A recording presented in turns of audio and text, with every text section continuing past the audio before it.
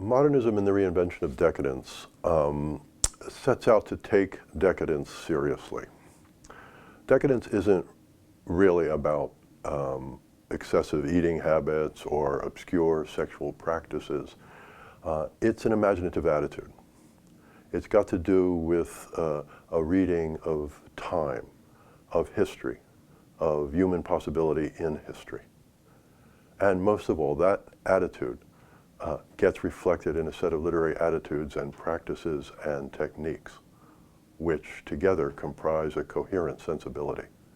And my book sets out to reveal that coherence and to show it at work.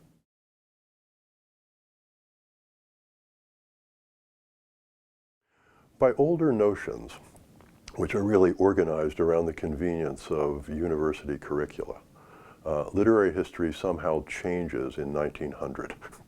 Decadence belongs supposedly to the 19th century, modernism to the 20th. Decadence characterizes an end days feeling of the last decade of the 19th century.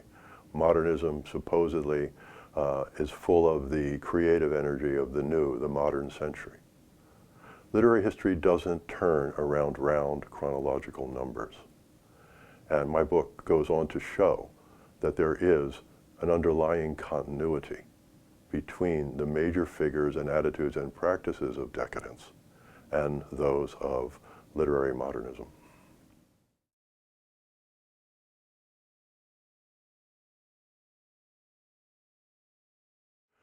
Yes, well, when we open up our understanding of literary history in a way that gets beyond the artificial divide of the round-numbered turn of the century, we get a sense of a deeper continuity in political as well as literary history.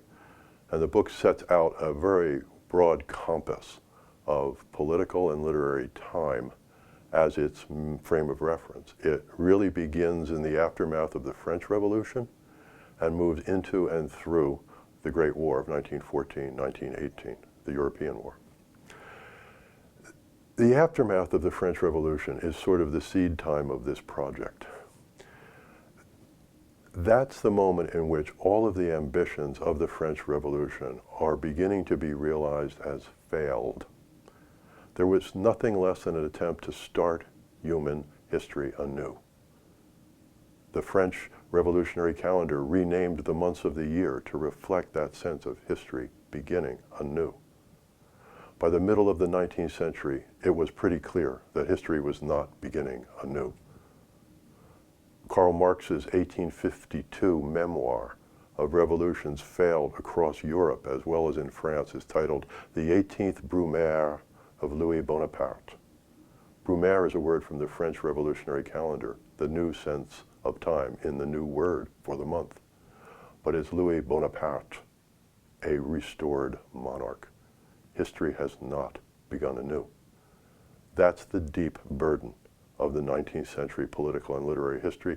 It's exactly at that moment in 1850s that literary decadence is emerging, and it is taking the measure of this failure of futurity, of a new future for human history into account, and carrying that through the 19th century into the early days of modernism, into and through the First World War, which realizes that view of history in a kind of ultimate way.